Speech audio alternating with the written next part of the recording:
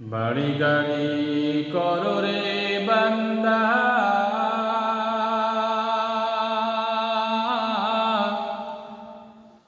একটু চিন্তা করো না।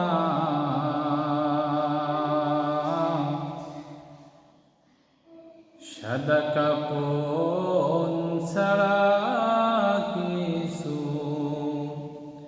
তোমার সঙ্গে যাবে না।